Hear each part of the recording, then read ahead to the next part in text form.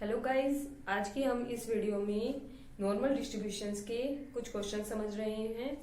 अब देखिए पहला क्वेश्चन हमारा, देखिए इस क्वेश्चन में क्या बोला हुआ है, probability density function is this. देखिए प्रोबेबिलिटी डेंसिटी का फंक्शन दिया हुआ है हमें, ओके, डाटा के अकॉर्डिंग, मतलब इसके अंदर स्टैंडर्ड डेविएशन और मीन की वैल्यू पुट की हुई है, हमें जस्ट कंपेयर करके फाइंड आउट करनी है। इस टाइप का क्वेश्चन आ जाता है एग्जाम में, तो ध्यान से समझिए, बहुत इजी है। देखिए ओके, और एक्स की value minus infinite to infinite होती है।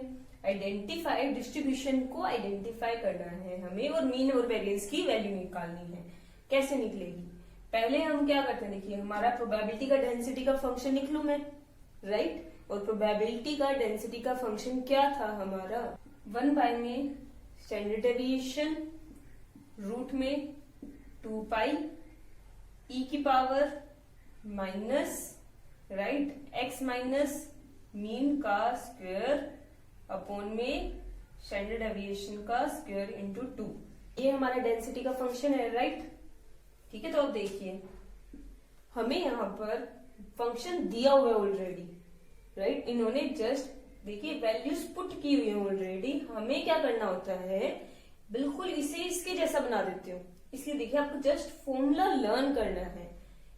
आपको हमेशा प्रोबेबिलिटी का फंक्शन दिया होगा, डेंसिटी का फंक्शन दिया होगा, आपको कंपेयर कर कर जस्ट मीन और स्टैंडर्ड डेविएशन की वैल्यू निकालनी है। तो कैसे निकलेगी, देखिए बिल्कुल स्लोली स्लोली चलते हैं। कैसे होगा, इसको इससे कंपेयर करते हैं। तो देखिए कंपेयर कैसे करूं, पहले ये देखिए, अगर हम ध्यान से देखते हैं, इसे पाई के अंदर होना चाहिए 2, राइट, देखिए पाई के अंदर 2 होना चाहिए। तो एक काम करते हैं, √2 से मल्टीप्लाई और डिवाइड कर लूं, तो बिल्कुल सेम बनाते हैं।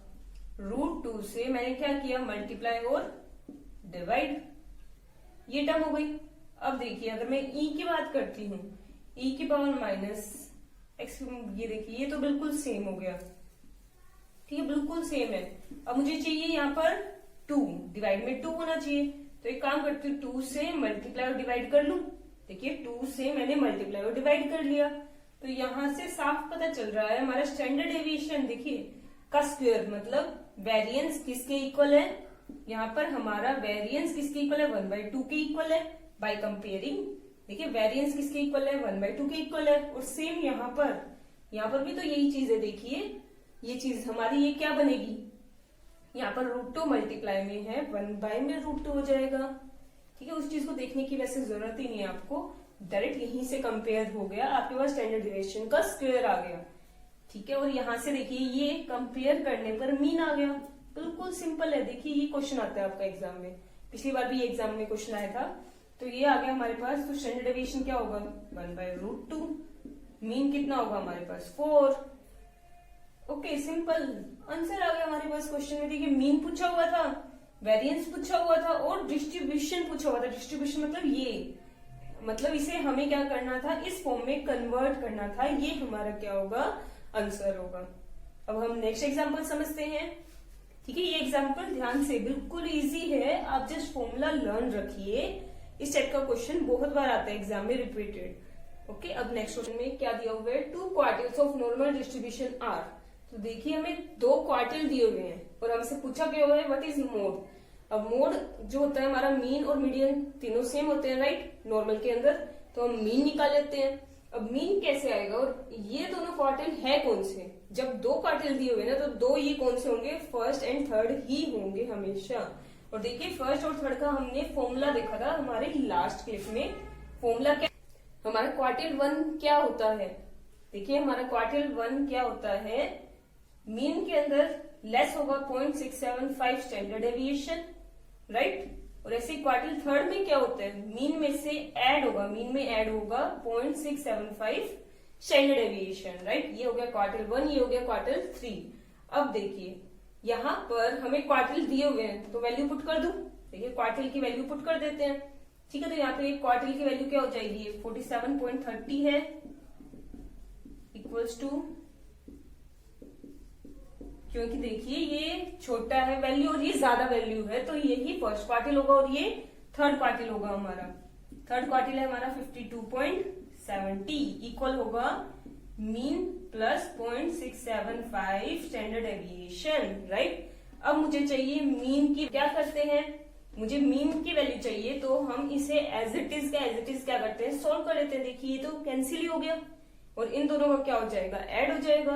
और देखिए इन दोनों का ऐड वैसे हमारा क्या बन रहा है, ये बन रहा है 100 इक्वल्स टू 2 मीन। तो हमारा मीन क्या आ गया यहाँ पर 50।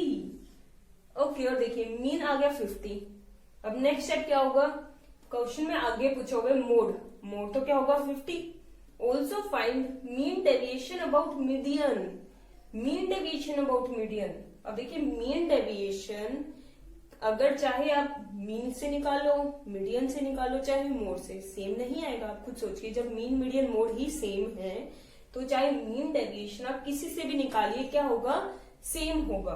तो और मीन डेविएशन निकालने का फॉर्मूला क्या था हमारे पास, देखिए हम मीन डेविएशन निकालने का फॉर्मूला क्या था, 0.8 स्टैंडर्ड डेविएशन, राइट। तो देखिए मुझे चाहिए स्टैंडर्ड डेविएशन, तो यहां से स्टैंडर्ड डेविएशन भी निकाल लेते हैं। अब देखिए 50 म्यू की वैल्यू यहाँ पर किसी एक में पुट कर लेते हैं, वहां से क्या आ जाएगा हमारे पास, हमारे स्टैंडर्ड डेविएशन की वैल्यू आ जाएगी।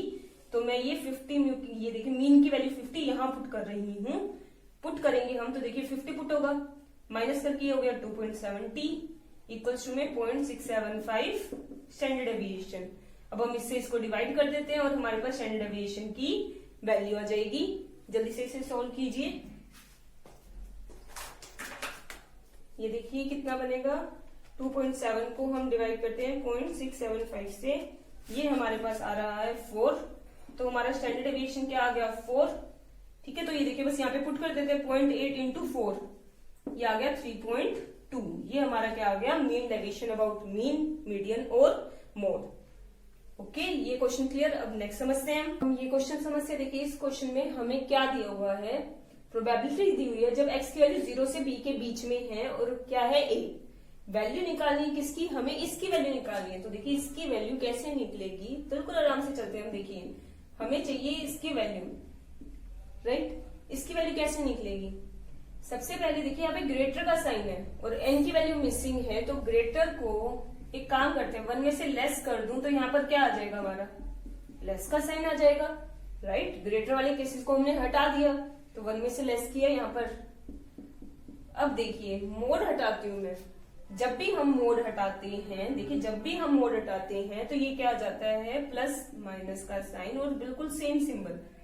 देखिए कैसे होता है, बिल्कुल ये जो सिंबल है ना बिल्कुल डिट्टो आएगा, और यहाँ पर एक बार माइनस में भी और एक बार प्लस में भी, ठीक है, ये चीज आ गई। अब नेक्स्ट स्टेप अब कैसे होगा, है ना। अब आप सोच के देखिए, यहाँ पर बात हो रही है प्रोबेबिलिटी का मतलब क्या है, इस कर्व के नीचे एरिया, राइट। माइनस बी यहां होगा, बी यहां होगा, ये बीच की लाइन हो गई। ये एरिया और ये एरिया बिल्कुल सेम नहीं होगा, जैसे बुक में किया हुआ है वैसे करने की जरूरत नहीं, क्योंकि वैसे भी आपके एमसीक्यूज आते हैं, ठीक है। ये देखिए यहाँ पर एरिया और यहाँ पर एरिया क्या होगा, बिल्कुल सेम। तो एक काम करती हूँ ना, मैं इसको सीधा डबल लिख दूं और 0 से b तक लिख सकती हूँ। देखिए ना, माइनस b से b है तो 0 से b लिख के मैंने डबल लिख दिया, बिल्कुल सिंपल। देखिए मैंने क्या किया, 0 से b लिख के जस्ट डबल कर दिया, ये चीज हो गई।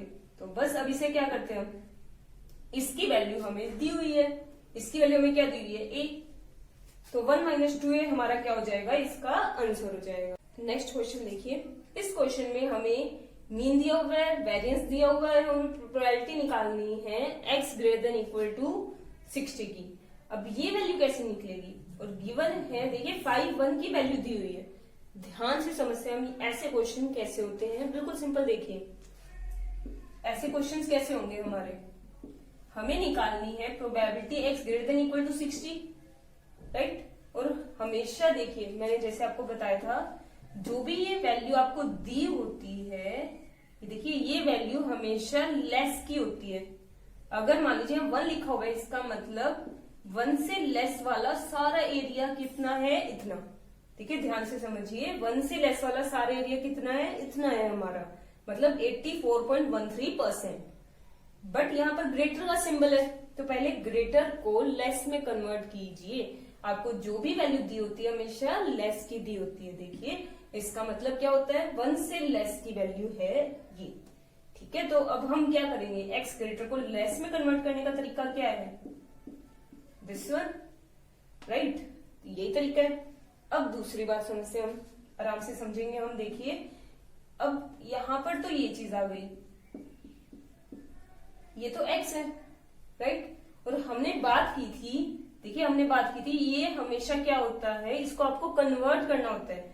z किसके इक्वल होता है, x में से मीन लेस होता है, अपॉन में आता है स्टैंडर्ड डेविएशन। देखिए ध्यान से समझते हैं हम, x में से मीन लेस करके अपॉन में स्टैंडर्ड डेविएशन, ये हमारा क्या होता है, z। तो देखिए ये चीज कन्वर्ट करने की कोशिश करते हैं हम। सबसे पहले जो भी आपको दिया होगा ना लिमिट, इसको सेम ऐसा बनाओ, ठीक है। कैसे बनेगा, x में से मीन लेस मतलब 50 लेस, ठीक है। बोथ साइड जो भी चीज होगी वो बोथ साइड हैपन होगी। अब डिवाइड में आएगा स्टैंडर्ड डेविएशन, देखिए स्टैंडर्ड डेविएशन तो 10 है, 10 डिवाइड में आएगा, तो ये चीज क्या हो गई 1 माइनस, इसे मैं क्या लिख सकती हूँ z लेस 1, देखिए z लेस 1, राइट। और ये चीज हमेशा कैसे डिनोट करते थे, देखिए probability of z less than 1 को हम क्या लिखते हैं 5 1। इस चीज को इस तरीके से प्रेजेंट किया जाता है। समझ में आ गई बात। देखिए जब भी आपको x में दिया हुआ हो डाटा, पहले x से z में कन्वर्ट करना है, उसके लिए मीन लेस अपॉन में आएगा स्टैंडर्ड डेविएशन, ये हो जाएगा z, ठीक है। और इसे हम 5 से प्रेजेंट करते हैं और आपको इसकी वैल्यू मोस्ट प्रोबेबली दी होगी, देखिए यहाँ पर दी हुई है 5 1 की वैल्यू दी हुई है 0.8413। ये हमेशा लेस के लिए होता है सिंबल, ये एरिया हमेशा लेस के लिए होता है, इसमें से इसको लेस कर देते हैं। अब देखिए लेस करके देखिए कितना बन रहा है हमारे पास, 1 में से अगर मैं लेस करती हूँ 0.8413, ये आ रहा है 0.1587, देखिए। और अप्रोक्सीमेशन के लिए हम क्या करते हैं, देखिए ये सिंबल हमेशा अप्रोक्सीमेट के लिए यूज होता है, क्योंकि मैं सिर्फ 2 डिजिट में शो कर रही हूँ हमारा आंसर, देखिए 2 डिजिट में आंसर ये हो जाएगा, ठीक है। तो इस चीज के हैपन होने के चांसेस इतने हैं, ये प्रोबेबिलिटी आई है, ठीक है। जब भी आपसे प्रोबेबिलिटी पूछ ले कि इसके हैपन होने के चांसेस बताइए, तो ये इसके हैपन होने के चांसेस हुए। ये क्वेश्चन देखते हैं हम। देखिए इस क्वेश्चन में हमें क्या दिया हुआ है, मीन दिया हुआ है 120, स्टैंडर्ड डेविएशन दिया हुआ है 40, प्रोबेबिलिटी निकालनी है इस चीज की। देखिए ध्यान से समझेंगे हम, ये क्वेश्चन पॉइजन डिस्ट्रीब्यूशन में क्वेश्चन था, लगभग उसके जैसे। देखिए ध्यान से समझते हैं हम, बिल्कुल सिंपल तरीके से करेंगे। देखिए हमें निकालना है, देखिए यहाँ पे स्लैश का साइन आ गया, जब भी स्लैश का साइन आ जाए मतलब ये कंडीशनल प्रोबेबिलिटी है। देखिए कंडीशनल प्रोबेबिलिटी का हमारा फॉर्मूला क्या था, ऊपर आता है इंटरसेक्शन, अपॉन में आता है जो बाद में होता है उसकी प्रोबेबिलिटी, ये होता है इसका फॉर्मूला। तो देखिए इसमें भी ऐसे होगा, हम देखिए क्या करते हैं, ऊपर आएगा इन दोनों का intersection, this and intersection x greater than 120, और अपॉन में क्या आएगा, जो बाद वाला है, देखिए बाद वाला जो है वो अपॉन में आएगा, ये चीज हो गई। अब कैसे करें आगे, राइट। देखिए बिल्कुल पहले देखिए इसका मतलब क्या है, x लेस देन 150, इसका मतलब 150 से छोटा, और इसका मतलब 120 से बड़ा, राइट। तो देखिए इन दोनों का इंटरसेक्शन अगर मैं करूं तो ये वाला एरिया क्या हुआ हमारा, इंटरसेक्शन, मतलब देखिए ये वाला एरिया मतलब प्रोबेबिलिटी कि x क्या होगा 120 से तो बड़ा, ये देखिए 120 से क्या होगा बड़ा, और 150 से क्या होगा छोटा। देखिए 120 से 150 के बीच का एरिया हमारे लिए क्या हो जाएगा, इंटरसेक्शन, और अपॉन में ये है, यहां तक तो ओके है। बट ये देखिए हमारे पास ग्रेटर के केस में कोई भी वैल्यू अवेलेबल नहीं होती, इसे हमें लेस में कन्वर्ट करना पड़ेगा।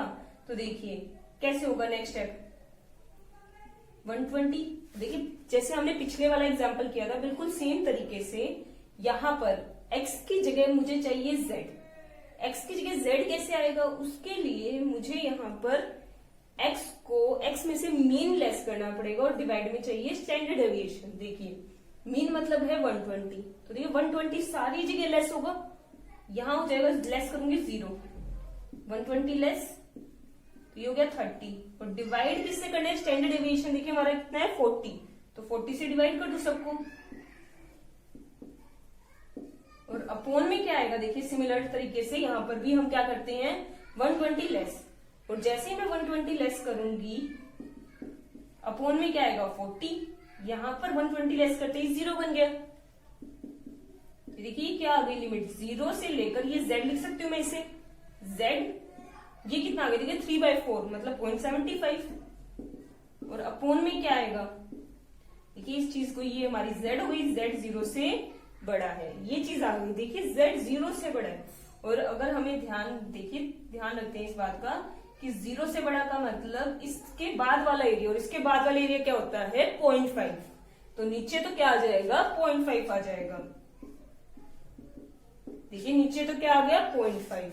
और अगर आप अपनी बुक में देखेंगे, देखिए बुक में ये एरिया हमें ये एरिया दिया हुआ है कि भाई जब z 0 से लेकर 0.75 के बीच में है तो ये एरिया है, और देखिए इसका मतलब ही तो ये 0 से 0.75 के बीच में है। तो आपको बुक में थोड़ा सा घुमा रखा है इसी सिचुएशन को, डायरेक्ट लिखो इसका मतलब ये एरिया, बस देखिए इसका मतलब डायरेक्ट ये वाला एरिया हो जाएगा, इसको इससे डिवाइड कर लेते हैं वो हमारा आंसर हो जाएगा। ठीक है, ये बात ध्यान रखिएगा यहाँ पर, क्योंकि आंसर में दिया हुआ क्वेश्चन में दिया हुआ 0 से 0.75 तक का एरिया, और इसका मतलब ही यही है, तो ये डायरेक्ट हमारा आंसर। इस क्वेश्चन में हमें क्या क्या दिया हुआ है, देखिए मीन दिया हुआ है 25, स्टैंडर्ड डेविएशन 10 दिया हुआ है, बी की वैल्यू मिसिंग है, और प्रोबेबिलिटी पूछी हुई है इस इंटरवल की, देखिए 25 से 20 बी की प्रोबेबिलिटी दी हुई है, सॉरी दिस वन। अब कैसे होगा, और ये बी मिसिंग फिगर है। वैसे इसका मतलब क्या है पहले हम ये देखें तो देखिए probability of the interval word का मतलब क्या हुआ कि x की वैल्यू इसके बीच में, देखिए क्या लिखा हुआ है प्रोबेबिलिटी ऑफ इंटरवल, मतलब 25 से b की प्रोबेबिलिटी दी हुई है, x इनके बीच में है, और प्रोबेबिलिटी क्या दी हुई है 0.4772। अब आगे क्या होगा, इसको कैसे सॉल्व करें, है ना। तो पहले यहाँ पर हम z बनाते होते हैं, और z कैसे बनते हैं, देखिए मीन लेस कर दो बोथ साइड, जैसे ही मीन देखिए 25 लेस करूंगी ये 0 हो जाएगा, और स्टैंडर्ड डेविएशन से डिवाइड कर दो 0/10 तो 0 होता है, राइट, ये टर्म होगी। अब आगे देखते हैं हम कैसे होगा। अब देखिए इस चीज को कैसे सॉल्व करूं मैं, इसका मतलब क्या होता है, पहले देखिए इसे z की फॉर्म में लिख दूं।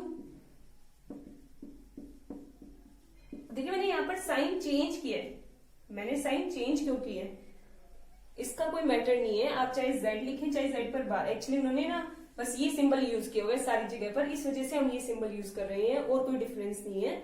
अब देखते हैं हम यहाँ पर इस चीज की वैल्यू ये आ रही है ना, अब आगे कैसे सॉल्व करें हम। एक्चुअली इसका मतलब क्या होता है, देखो इसका मतलब क्या होता है, अगर मैं हमारे हुआ था ना, इसका मतलब क्या होता है, हम इसे कर्व के जरिए समझते हैं। देखिए अगर मैं कर्व के जरिए समझू, देखिए 0 से लेकर अगर मैं इसे अज्यूम करती हूँ 3, इसका मतलब 0 यहाँ हुआ 3 यहाँ हुआ, राइट, इसका मतलब मुझे 0 से 3 की वैल्यू चाहिए, बीच की, देखो बीच की वैल्यू चाहिए हमें, बीच की प्रोबेबिलिटी चाहिए। तो बीच की प्रोबेबिलिटी निकालने से अच्छा देखिए मैं इसे ऐसे लिख सकती हूँ 0 से 3 में से, देखिए इन यहां से यहां तक मतलब 3 तक के एरिया में से 0 तक का एरिया लेस कर देती हूँ, बात तो वही है ना। देखिए इसका मतलब क्या है 0 से 3, तो इसमें से इसी चीज को मैं कैसे लिख सकती हूँ, 3 तक के एरिया में से 0 तक के एरिया को लेस कर देते हैं, तो 3 तक का एरिया, देखिए इस चीज को कैसे लिख सकते हैं, 3 का मतलब है दिस, तो इसका मतलब यहाँ पर क्या होगा, इसके एरिया में से लेस कर देते हैं 0 तक का एरिया। देखिए यही तो मतलब था, आपने यही तो बोला, देखिए 3 तक का एरिया मतलब 3 से कम वाले एरिया में से लेस कर देते हैं 0 से कम वाला एरिया। समझ गए बात, मतलब इसको मैंने एक बार 3 वैसे डिनोट किया ताकि इजिली समझ में आ जाए।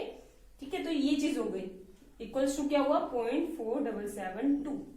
और सेकेंड थिंग ये देखिए, ये एरिया कितना होता है हमारा, अगर मैं बात करूं 0 तक का एरिया, ये तो पूरा हाफ एरिया नहीं हो गया, तो मतलब 0.5 हुआ, ये हमारा क्या हो जाएगा 0.5, और 0.5 वहां जाके देखिए यहाँ माइनस है, वहां जाके क्या हो जाएगा ऐड, तो ये हो गया 9772। अब नेक्स्ट स्टेप क्या होगा, पी दिस, इसे मैं 5 की फॉर्म में लिख सकती हूँ, देखिए इसे मैंने 5 की फॉर्म में लिख दिया, और ये वैल्यू हमें दी हुई है 5 2 है, तो ये अंदर वाला हमारा किसके इक्वल होगा 2 के इक्वल होगा। यहां से मैं क्या करूं, b की वैल्यू निकाल लेती हूँ, देखिए ये क्या हो गया 20 + 25 45 हमारा क्या हो जाएगा, आंसर हो जाएगा।